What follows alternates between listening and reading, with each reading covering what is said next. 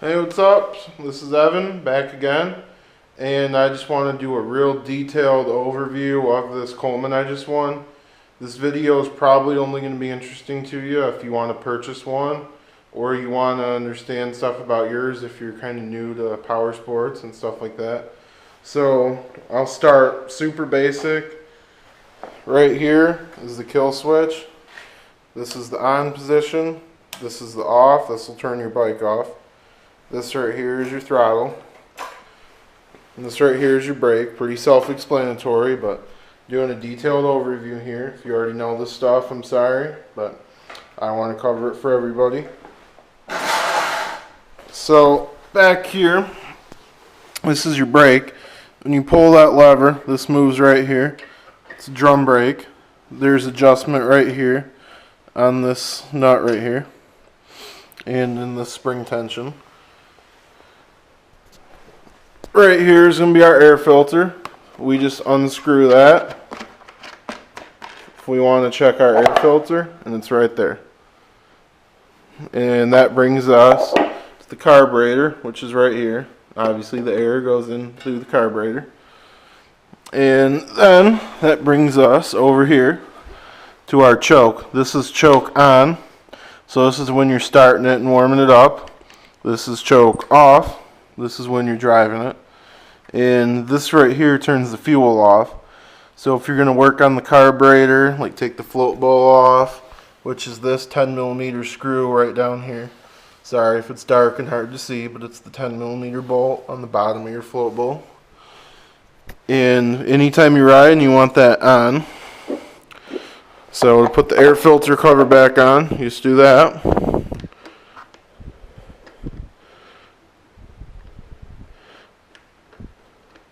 And you cross thread it on there. Just kidding. So to start it, you do choke on, fuel on, so opposite directions. Kill switch to the on position, and you just give it a pull. And then you hear idling weird, so you turn the choke off.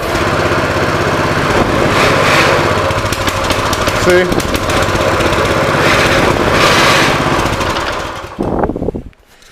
The idle smooths right out once it starts. When you turn the choke off, you saw me turn the choke back on, and it started bogging itself down with fuel.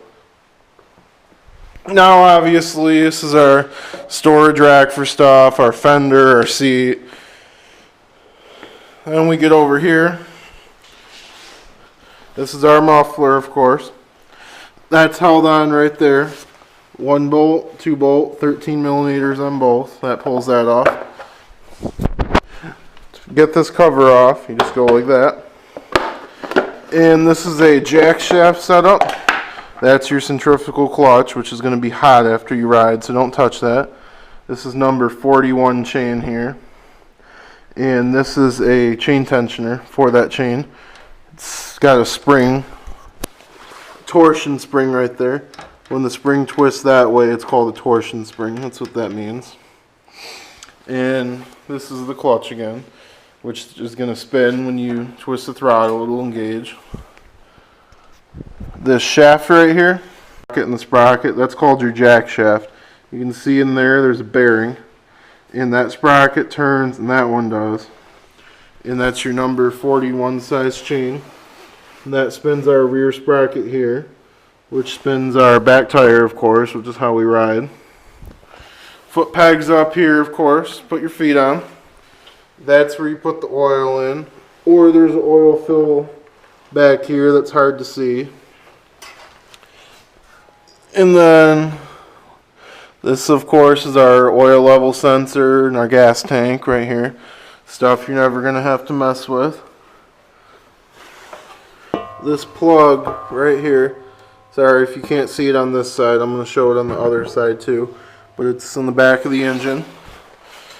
I'll jump around to the other side and show it to you there too.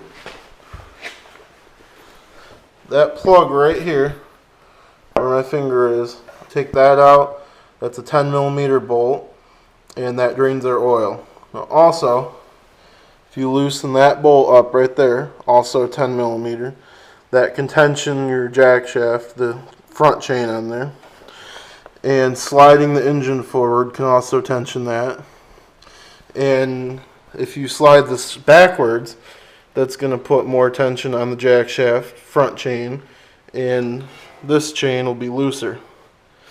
If you slide this other way, the opposite's going to happen. That's why there's adjustment here on the motor plate and here on the jack shaft mount. So that's why we have that. I'm down here on the ground with the engine. I'll show you. This is a 6.5 horsepower engine. It's made by a company called Hisun or Hisun. Not sure how you pronounce it. It's Hisun. It's made in Texas. And the carburetor, everything pretty much looks the same as a Harbor Freight Predator engine. Of course, I took the gas tank off mine in the airbox. But it's the same carburetor, I promise. Everything looks the same. It's got the stamped valve cover. So that means it's a clone that's similar to the non-Hemi headed Harbor Freight engine, the older Predator. Whereas this bike has a cast valve cover. I guess I'll come over here and show you. Looks like this. It's cast metal. That means it's got the Hemi head. What that means as far as power, I guess, is this makes a little less. But they're both rated at 6.5 horsepower, so I think it's a torque thing. Couldn't tell you for sure, but if you're looking to make this faster, all the general Harbor Freight engine, the Predator 212 hop-up parts do work for this. Like the air filter adapter, all the exhausts bolt up. I think the cams do, I'm not 100% sure. Redbeard's Garage or Cars and Cameras might know the answer to that. I'm not sure, I haven't had them apart. I have tested the air filter adapters though. Anything, I'm not going to tell you something if I haven't done it, because I'm not going to go off other people's words. So you can kind of look online and see what people say about the internal modifications. But I recommend, if you're going to do a cam or something like that, a lot of research. If you're a beginner with this stuff. But overall, it seems like a good engine. 10W 30 oil is what it's recommended, half a quart. I put some 1040 I had in my garage in mine, just because that's what I put in my Predator. It works fine. But other than that, I'm going to be doing some videos on upgrades for this and riding. So I'd love if you subscribe to my channel to check those out and tell me what you think. Go ahead and like the video for me if you liked it. If you dislike it, click dislike. Doesn't harm me, it lets me know. Tell me why in the comments, I won't be mad. That's what helps make my channel better. If the viewers don't like the channel, what's the point of the channel? It's not for me, it's for you. That's why you're not really going to see any ads on these mini bike videos. I just do them because I like them. So let me know what you think, and if you have any questions, feel free to ask, and I'll get back as soon as I can. Sometimes it'll take a day because I'm at work or school, but just ask away and I'll answer for you. Thank you. Have a great day and enjoy your mini bike. And if you're thinking about purchasing it, I hope when you do, you enjoy it. So, thank you.